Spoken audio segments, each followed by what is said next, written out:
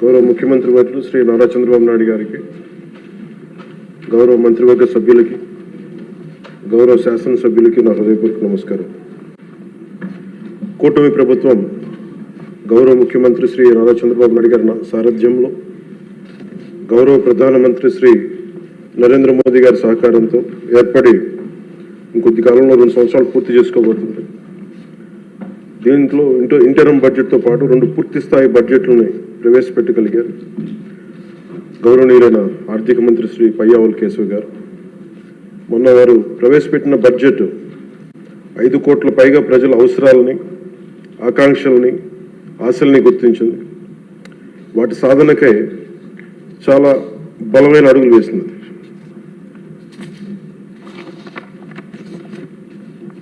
Particular ఇది మనకున్న ఆర్థిక పరిస్థితులు కానీ, 2014 రాష్ట్ర విభజన జరిగినప్పటి నుంచి కానీ, 2019 నుంచి 24 వరకు ఒక అరాచకమైన అనిశ్చితితో కూడిన ప్రభుత్వం కానీ, ఈ కేయాటిక్ ఇలాంటి గందరగోళం మధ్యలో, ఇంత అవకతవకల మధ్యలో కూడా చాలా 3,32,205 కోట్లతో బడ్జెట్ చాలా చాలా ఉన్న పరిమితమైన వనరుల్ని, ఉన్న మానవ వనరుల్ని ఎంత జాగ్రత్తగా వాడాలి, ఎంత జాగ్రత్తగా ప్లాన్ చేయాలనేది బడ్జెట్ చాలా చాలా తెలియజేసిన అధ్యక్ష. ఇందాక నేను చెప్పింది మన ప్రజల అవసరాలు, ఆకాంక్షలు నేను చెప్పడానికి కారణం, కూటమి ప్రభుత్వం ఈ ఏడాది కేవలం సామాజిక పెన్షన్ల కోసమే దాదాపు 33,000 కోట్లు పైగా ఖర్చు చేయనుంది అధ్యక్ష. ఇది ఎలాంటి పరిస్థితుల్లో ఖర్చు చేస్తున్నామంటే, గత ప్రభుత్వం 9.74 లక్షల కోట్ల అప్పుల్ని సృష్టించి మనకు ఆర్థిక విధ్వంసం నుంచి మనల్ని నెట్టేస్తే, ఇలాంటి పరిస్థితుల్లో ఏ నాయకుడికైనా సరే, ఏ పార్టీకైనా సరే చాలా ఒక అస్తవ్యస్తంగా ఉండే పరిస్థితులు. దీంట్లో వీటన్నిటిని తట్టుకొని దానికి ఎలాంటి ఆలోచన విధానం ఉండాలి ఆ వ్యక్తికి అని చెప్పడానికి ముఖ్యమంత్రి గారు ఒకసారి ఆలోచించాలి. పయ్యావుల కేశవ్ గారు ఆ రోజు బడ్జెట్ ప్రసంగంలో చాలా బ్యూటిఫుల్ కోట్ చేస్తూ వెళ్ళారు. దాంట్లో ఒకటి రవీంద్రనాథ్ ఠాగూర్ గారు చెప్పింది, తాను నాటిన చెట్ల నీడలో తాను ఎప్పటికీ కూర్చోలేనని తెలిసిన భావితరాల కోసం చెట్లు నాటి వ్యక్తి జీవితం యొక్క నిజమైన విలువను అర్థం చేసుకున్నవాడు అన్ని విశ్వకవి రవీంద్రనాథ్ ఠాగూర్ గారి మాటల్ని ఇక్కడ ఆయన ఉటంకించారు అధ్యక్ష. ఇది వారిని ఎలా కంపేర్ చేశారంటే, ఒక దూరదృష్టి, దక్షత, దార్శనికత ఉన్న గౌరవ ముఖ్యమంత్రి వారు చంద్రబాబు నాయుడు గారితో కంపేర్ చేసి చెప్పారు అధ్యక్ష.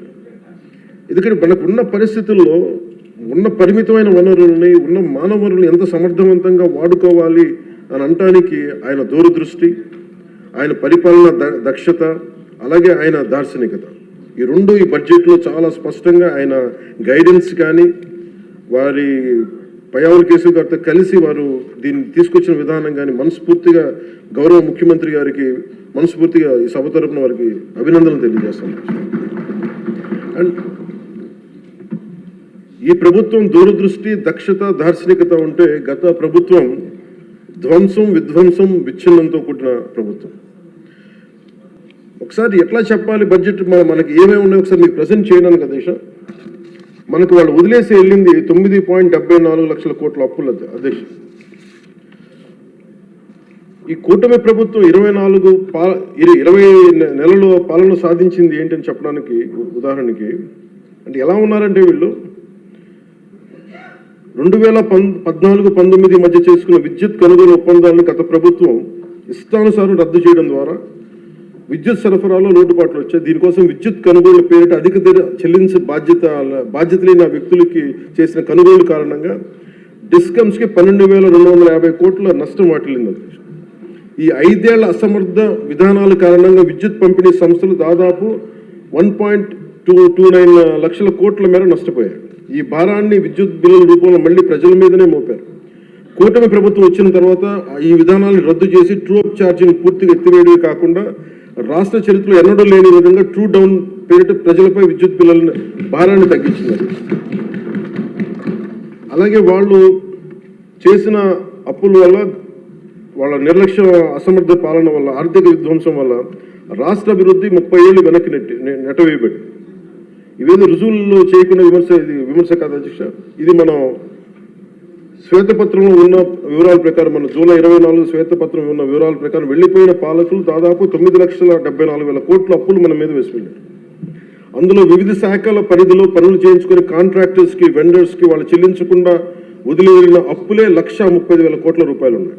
అందులో కూటమి ప్రభుత్వం ఏర్పడిన తర్వాత 25,000 కోట్ల రూపాయలు ముఖ్యమంత్రి గారి నాయకత్వంలో అప్పులు తిరిగి చెల్లించగలిగాం అధ్యక్షుడు.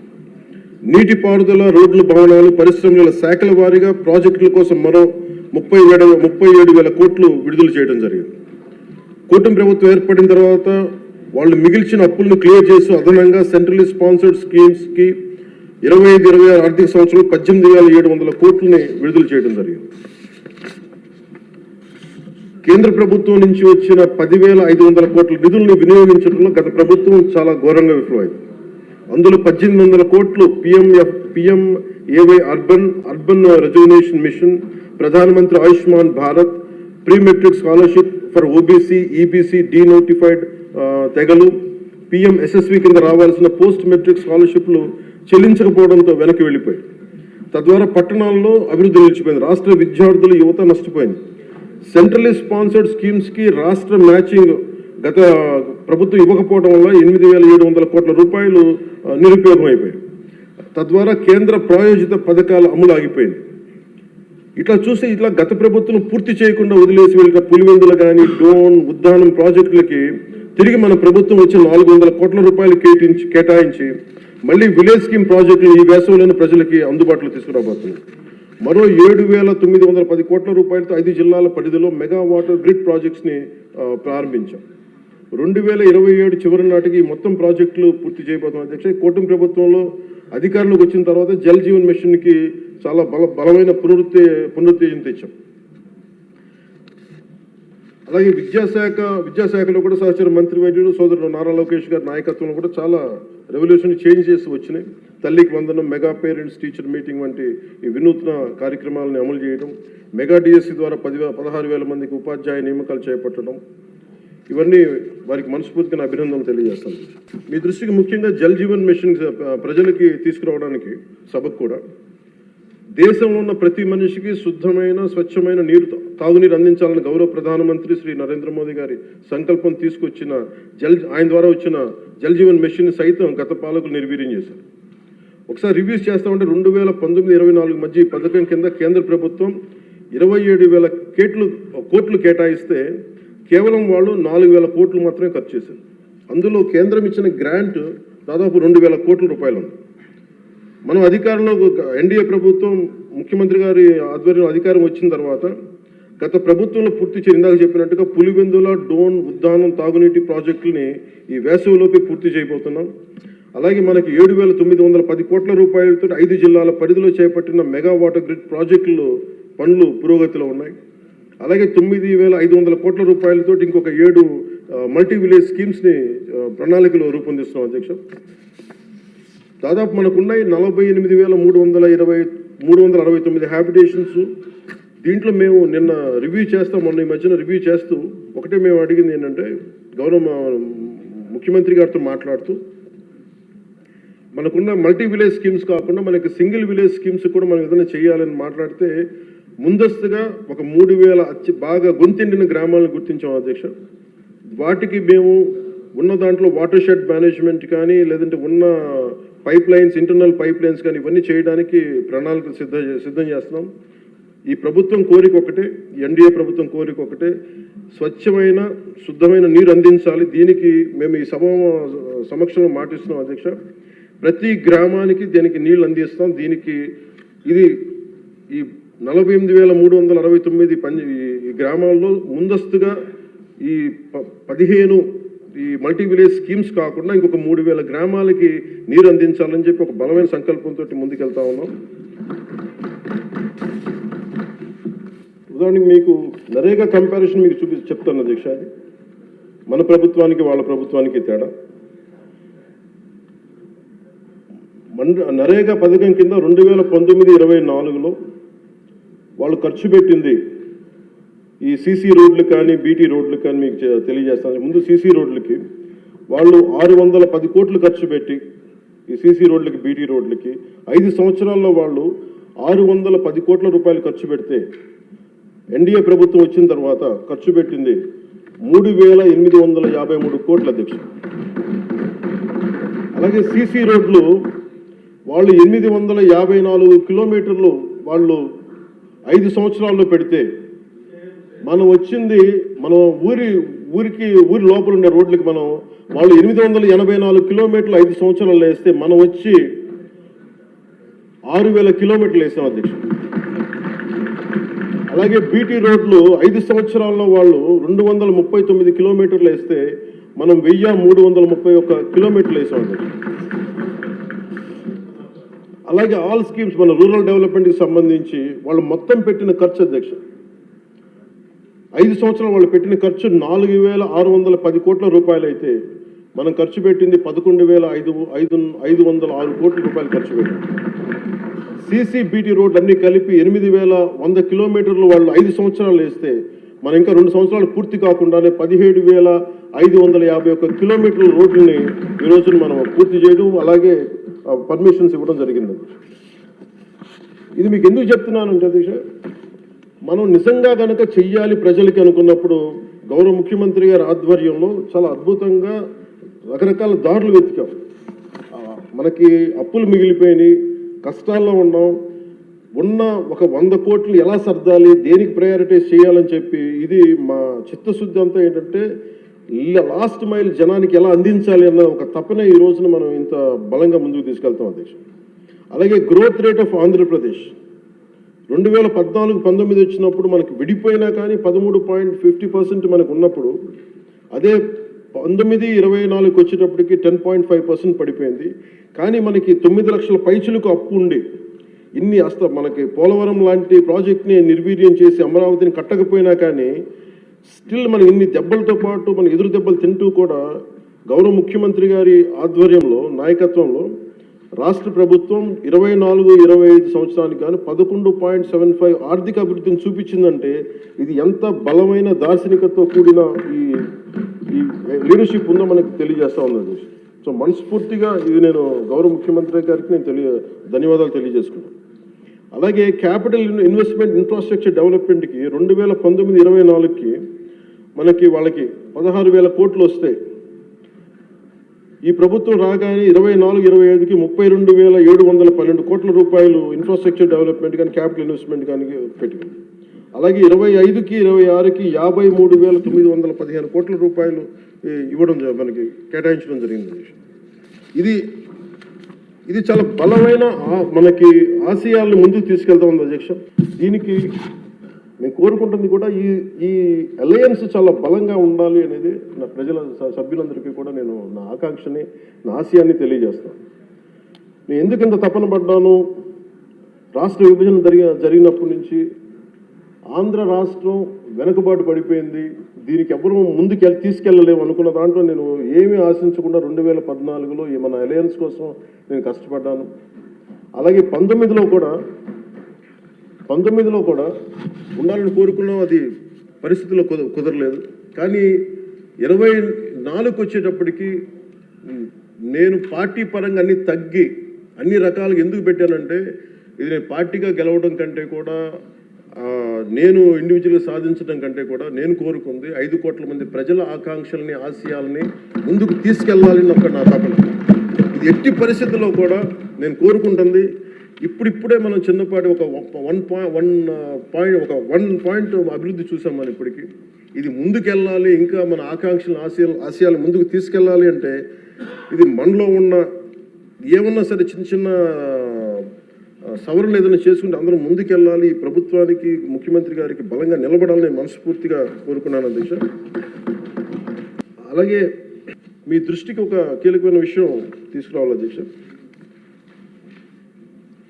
మన దేశంలో 140 కోట్ల ప్రజల భవిష్యత్తు నిర్ణయించే విధంగా భారత రాజ్యాంగాన్ని అమలు చేయడానికి, మరి ప్రజాస్వామ్యాన్ని పరిరక్షించడానికి రాజ్యాంగ నిర్మాతలు 3 ప్రధాన వ్యవస్థలను ఏర్పాటు చేశారు. వన్ ఇస్ శాసనసభ వ్యవస్థ, లెజిస్లేటివ్, ఎగ్జిక్యూటివ్ అండ్ జ్యుడిషియల్. ఈ 3 వ్యవస్థలు పరస్పర సమన్వయంతో ఎలాంటి ఆటంకాలు లేకుండా సమర్థవంతంగా పనిచేసినప్పుడే ప్రజాస్వామ్యం బలంగా నిలబడుతుంది. వీటిలో ఏ ఒక్క వ్యవస్థలోనైనా లోపాలు ఏర్పడితే ప్రజాస్వామ్య వ్యవస్థపై ప్రభావం చూపడం కాకుండా ప్రజలకి న్యాయం మరియు సేవలు చేయడం ఇబ్బందులు పెడతాం. ఇది ఎందుకు ప్రస్తావించానంటే అధ్యక్ష, ఈ మధ్య నేను మన గవర్నర్ గారిని కలవడం జరిగింది, అబ్దుల్ నజీర్ గారిని. జరుగుతున్నప్పుడు ఆయన నా దృష్టికి తీసుకొచ్చింది, ఈ national grid judicial data grid ప్రకారం దాదాపు 1,11,59,767 సివిల్ కేసులు, మరి 3,80,60,784 క్రిమినల్ కేసులు ప్రస్తుతం దేశవ్యాప్తంగా పెండింగ్లో ఉన్నాయి. ఇన్ని జరుగుతూ ఉంటే మీరు యాజ్ ఒక పొలిటికల్ మీరు లెజిస్లేటివ్ పవర్ ఉన్న మీరు ఏదైనా మీరు కూర్చోబెట్టి ఒకసారి మీ సభ్యుల దృష్టికి తీసుకెళ్ళి దీన్ని ఎలా తగ్గించగలం, ఈ లిటిగేషన్ ఎలా తగ్గించగలం మీరు కూర్చోబెట్టి ఒకసారి ఎలా ఫెసిలిటేట్ చేయగలరు ఒకసారి మీ సభ దృష్టిలో మీరు మాట్లాడడం చెప్తే ఇది నాకు నిజం చాలా వాస్తవం అనిపించింది. ఎందుకంటే మన దగ్గర ఉన్న కోర్టుల సంఖ్యకి ఇక్కడ ఉన్న మౌలిక సదుపాయాలకి రోజువారీగా నమోదవుతున్న కేసుల సంఖ్యకి మధ్య చాలా స్పష్టమైన అసమతుల్యత ఉంది అధ్యక్ష, ఇంబ్యాలెన్స్ ఉంది. ఈ పరిస్థితుల్లో ఈ కేసులని పరిష్కారం కావడానికి ఎన్ని దశాబ్దాలు పడుతుందో కూడా చెప్పడం చాలా చాలా కష్టం. అందుకని ముఖ్యంగా మీరు కోర్టుల పరిస్థితిని చూస్తే కనీసం మౌలిక సదుపాయాలు కూడా అందుబాటులో లేని పరిస్థితి కనిపిస్తూ ఉంది. ముఖ్యంగా మహిళా అడ్వకేట్ల కోసం టాయిలెట్స్ కానీ సదుపాయాలు కానీ చాలా చోట్ల లేవు, కనీసం వాళ్ళ విశ్రాంతి గదులు కానీ. రోజుకి వేలాది మంది కోర్టులకు వచ్చి వెళ్తూ ఉంటారు, వాళ్ళకి తగిన మౌలిక సదుపాయాలు కల్పించడం కూడా చాలా చాలా అవసరం. అందుకే బడ్జెట్లో న్యాయశాఖకు తగిన నిధులను కేటాయించే బాధ్యత లెజిస్లేటివ్ వ్యవస్థ పైన ఉందని నేను మనస్ఫూర్తిగా భావిస్తాను. ఈ సందర్భంలో ఈ సంవత్సరం గౌరవ ఆర్థిక శాఖ మంత్రి పయ్యావుల కేశవ్ గారు ప్రవేశపెట్టిన ఈ బడ్జెట్లో దాదాపు 100 కొత్త కోర్టు భవనాల నిర్మాణానికి 349 కోట్లని కేటాయించడం చాలా చాలా మనస్ఫూర్తిగా అభినందిస్తాను. గతంతో పోలిస్తే కూటమి ప్రభుత్వం న్యాయశాఖ చాలా ప్రాధాన్యత ఇస్తున్నప్పటికీ కూడా సభ దృష్టికి నేను తీసుకొస్తే ఇంకా మనం చేయాల్సిన పనులు చాలా చాలా ఉన్నాయనిపిస్తుంది. ఎందుకంటే ఆయన చెప్పింది, ప్రత్యేకించి గవర్నర్ గారు చెప్పింది, ఒక్క కేసు ఒకళ్ళ మీద ఉంటే మనందరికీ తెలుసు, అందరం దాదాపు ముఖ్యమంత్రి గారు చెప్తే సభలో ఉన్న ప్రతి ఒక్కళ్ళ మీద ఏదో ఒకలాగా కేసులు ఉన్నాయి. మన మీద కేసు పడింది లేదంటే సగటు ఒక మనిషి మీద కేసు పడిందంటే మన ఒక్కళ్ళ మీద పడినట్టు కాదు, మన కుటుంబ సభ్యుల మీద, మన చుట్టుపక్కల ఉన్న దాదాపు 10 మంది మీద పడద్ది. ఆయన అబ్దుల్ నజీర్ గారు చెప్పింది కూడా, ఒక కేసుని మీరు ఒక వ్యక్తిగా చూడకండి, ఒక సమూహంగా చూడక 10 మంది మీద ఇంపాక్ట్ ఉంటుంది. మీరు కోటి కేసులు ఉన్నాయంటే దాదాపు 10 కోట్ల మంది ప్రజల మీద ఇంపాక్ట్ ఉంటుంది. అందుకని దాని మీద మీరు లిటిగేషన్కి మీరు ఆల్టర్నేటివ్ డిస్ప్యూట్ రిజల్యూషన్ మీరు పెంచే దిశగా మీరు ప్రభుత్వం ఆలోచిస్తే చాలా మంచిది అనేది వారు సూచనప్రాయంగా తెలియజేశారు అధ్యక్ష. అలాగే కేసుల స్వభావం క్లిష్టతను బట్టి చిన్న చిన్న వివాదాలను ఏడీఆర్ సెంటర్ల ద్వారా పరిష్కరించేలా చర్యలు తీసుకుంటే కోర్టులపై ఉన్న భారం తగ్గుతుంది. ఇవే కాకుండా కొత్త కోర్టు భవనాల నిర్మాణం మాత్రమే కాకుండా ఇప్పటికున్న కోర్టులన్నింటిలో కూడా కనీసం మౌలిక సదుపాయాలు కల్పించడం అత్యంత అవసరం. ముఖ్యంగా టాయిలెట్స్ కానీ, తాగునీటి సదుపాయాలు కానీ, కంప్యూటర్స్ కానీ, సర్వర్స్ కానీ, నెట్వర్కింగ్ వ్యవస్థలు, డిజిటల్ రికార్డ్ మేనేజ్మెంట్ వంటి ఐటీ మౌలిక సదుపాయాలని అభివృద్ధి చేయాలి.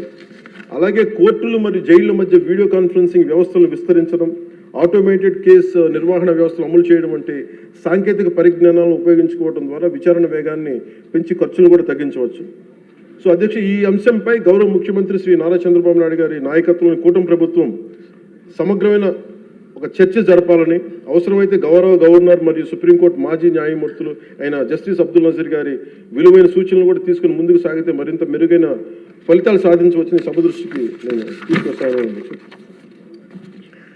అలాగే నేను ఈ మన పంచాయతీరాజ్ నిధులు కానీ మనం ఎలా ఖర్చు పెట్టాం, ఏం ఖర్చు పెట్టాం అత్యంత పారదర్శకతతోటి 175 ఎమ్మెల్యేస్కి సంబంధించి ప్రతి ఒక్కరు, ఉదాహరణకి ఇది పయ్యావుల కేశవ్ గారి ఉరవకొండ నియోజకవర్గానికి సంబంధించి ప్రతి ఒక్క ఎమ్మెల్యే గారికి, గౌరవ శాసనసభ్యులకి ఎంతెంత ఇచ్చాం, ఎంత నిధులు ఇచ్చాం అనేది మీరు ప్రతి ఒక్కరికి వారికి ఇవ్వడం జరిగింది అధ్యక్షుడు. ఇందులో ఎవరికి కూడా నా దృష్టికి ఏ సమస్య వచ్చినా, పంచాయతీరాజ్ శాఖకు సంబంధించి ఏది వచ్చినా కానీ, ఆర్డబ్ల్యూఎస్ కానీ లేదంటే ఫారెస్ట్ డిపార్ట్మెంట్ ఏది వచ్చినా సరే ప్రత్యేక శ్రద్ధ పెట్టి ఉన్న పరిమితమైన నిధులనే అందరూ ఒకళ్ళకి ఇవ్వకుండా కూడా పార్షియాలిటీ చూపించకుండా ఉన్నంతలో అందరికీ న్యాయం జరిగేలా మేము చేస్తామని, ఇది మీ ద్వారా ప్రతి ఎమ్మెల్యే గారికి, ప్రతి గౌరవ శాసనసభ్యులు ప్రతి ఒక్కరికి పంచాయతీరాజ్ శాఖ అందజేస్తున్న అధ్యక్ష. ఇది మీ దృష్టికి తీసుకొస్తా ఉన్నాను. ఇది మీ నియోజకవర్గాల్లో మీకు ఎంత ఖర్చు పెట్టాం, ఎలా చెప్పాం, మీరు చాలా సగర్వంగా మీరు చెప్పుకునేలా ఉంటుందని తెలియజేస్తున్నాను అధ్యక్ష. ఏమండి, థ్యాంక్ యూ. అలాగే అధ్యక్ష, వీళ్ళకి సంబంధించి అంటే నాకు సభ దృష్టికి ఇంకా గౌరవ సభ్యులందరూ మాట్లాడతారు. నా సభ దృష్టికి నేను తీసుకురాగలిగేది,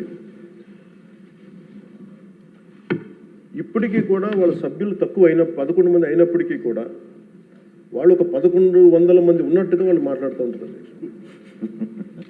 అంటే మనం ఎందుకనంటే వాళ్ళు చెప్పిన దాన్ని చాలా బలంగా నమ్ముతారు.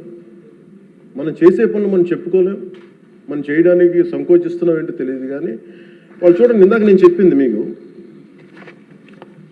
when we are irresponsible, our NDA alliance is so responsible, reliable and reasonable government, while they are irrational, irresponsible and abusive group. వీటన్నిటి మధ్యలో మనం కూర్చోబెట్టి మనం ఏదైనా మాట్లాడాలి అంటే మనందరం కూడా ఒక ఏకాభిప్రాయం మీద ఒక ఏకత్వం ఉండాలి అనేది నేను మనస్ఫూర్తిగా సభ్యులందరినీ కూడా నేను కోరుకుంటా ఉంటాను.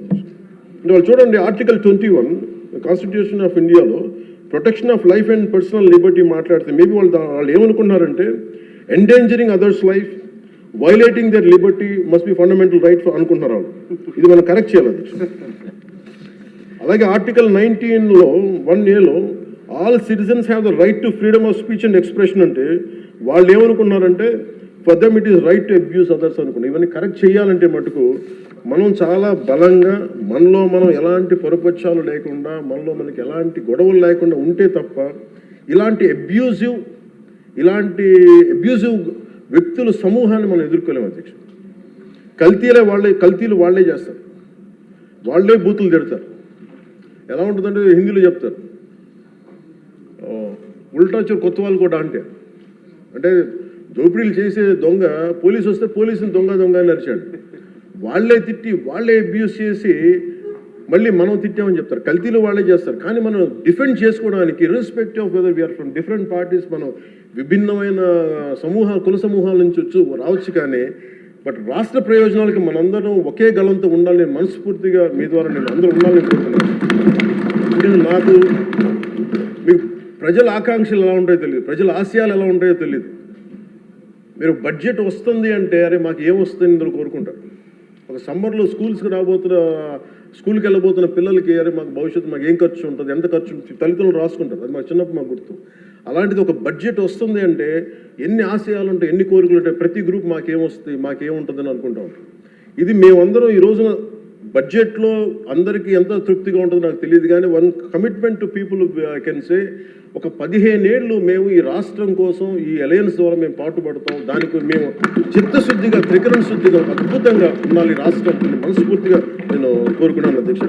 వీటితో పాటు నేను ఒకటి మీ దృష్టికి తీసుకొస్తా ఉన్నాను. బడ్జెట్ లాంటివి అద్భుతంగా చేయడానికి వ్యవసాయానికి సంబంధించి కావచ్చు, లేదంటే అన్ని రంగాలకు సంబంధించి కావచ్చు, పయ్యావుల కేశవ్ గారు ఉన్నారు, అచ్చెన్నాయుడు గారు ఉన్నారు, గౌరవ ముఖ్యమంత్రి గారు ఉన్నారు, అపారమైన అనుభవంతో ఉన్న సభ్యులు ఉన్నారు. ప్రజలు మన నుంచి ఆశిస్తున్న అధ్యక్ష, గొడవలు లేకుండా ఈ అలయన్స్ బలంగా ఉండాలండి. మనం తెలియచేయాల్సింది ఏంటంటే, ఏ ఒక్క ఎమ్మెల్యే ఈ సభలో అడుగు పెట్టాలన్నా అన్ని కులాలు, అన్ని మతాలు సపోర్ట్ చేయందే, ఎంతో కొంత ఓటు వేయందే ఇక్కడికి రారు అధ్యక్ష. కానీ ఈ మధ్యన పరిస్థితులు ఎలా ఉన్నాయంటే, బయట ప్రత్యేకించి వీళ్ళు చేస్తున్నది, వాళ్ళు ఎలా మాట్లాడుతున్నారంటే ఇష్టం వచ్చినట్టుగా తిట్టేసి కులాలు వెనక దాక్కున్నారు అధ్యక్ష.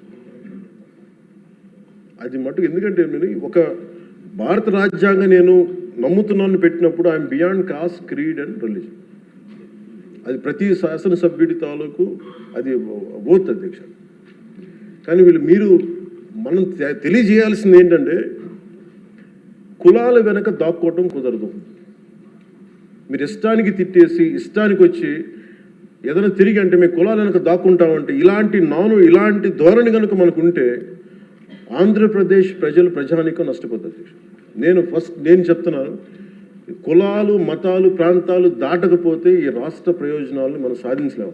ఖచ్చితంగా ఇది మీరు పదే ఇది మీరు ఇళ్లలో మాట్లాడుకుంటారా, ప్రజలకి తెలియజేస్తారా, మీ నియోజకవర్గాలు ఇది చేయకపోతే ఏమైపోతుంది అధ్యక్ష? విచ్ఛిన్నం, ఇందాక వారి గురించి చెప్పాను, వాళ్ళు విచ్ఛిన్నం చేయడానికి సిద్ధంగా ఉన్నారు. ఇప్పుడు మన ఐక్యత ఉండాలి అని సమాజం కోరుకుంటే వాళ్ళు విచ్ఛిన్నం చేయడానికి సిద్ధంగా. దీన్ని రిపీటెడ్గా కనుక మనం ప్రజల్లోకి తీసుకెళ్ళకపోతే మటుకు మనం ఎన్ని గొప్ప బడ్జెట్లు పెట్టి ఎంత సదాశయాలతో ఉన్నా కానీ quality of thought, quality of behaviour కనుక మనకు లేకపోతే ఇంత బడ్జెట్లు కూడా, ఇంత ఆశయాలతో ఉన్న బడ్జెట్లు కూడా నిష్ప్రయోజనం అయిపోతాయి. ఆ జాగ్రత్త మనం అందరం తీసుకోవాలి అధ్యక్ష. ఈరోజు మన బడ్జెట్ గొప్పగా ఉంది అని ముందుకు తీసుకెళ్తున్నాం, కానీ మన బాధ్యత కూడా మనం నిర్వర్తించాలనేది నేను మనస్ఫూర్తిగా సభని కోరుకుంటూ, గౌరవ ముఖ్యమంత్రి గారికి అవకాశం ఇచ్చిన మీకు, గౌరవ శాసనసభ్యులందరికీ, మంత్రివర్గానికి అందరికీ ధన్యవాదాలు తెలియజేసుకుంటూ, పర్యాటక రంగాన్ని ప్రత్యేకించి దుర్గేష్ గారి ఆధ్వర్యంలో 20,000 కోట్లు పెట్టుబడులు ఆకర్షించాం. తద్వారా 50,000 మందికి ప్రత్యక్షంగా పరోక్షంగా ఉపాధి అవకాశాలు లభించనున్నాయి. అలాగే గౌరవ మన సివిల్ సప్లైస్ ఆహార పౌర సరఫరాల శాఖ బాధ్యతలు నాదెండ్ల మనోహర్ గారు స్వీకరించిన తర్వాత గత ప్రభుత్వంలో హెచ్చుమీరిన రేషన్ మాఫీ ఆగడాలను అడ్డుకట్టు వేయాలని నిర్ణయించుకున్నారు. అన్నం పెట్టే రైతులు గత ప్రభుత్వం మిగిల్చి వెళ్లిన ధాన్యం బకాయిలు 1,674 కోట్లు చెల్లించారు.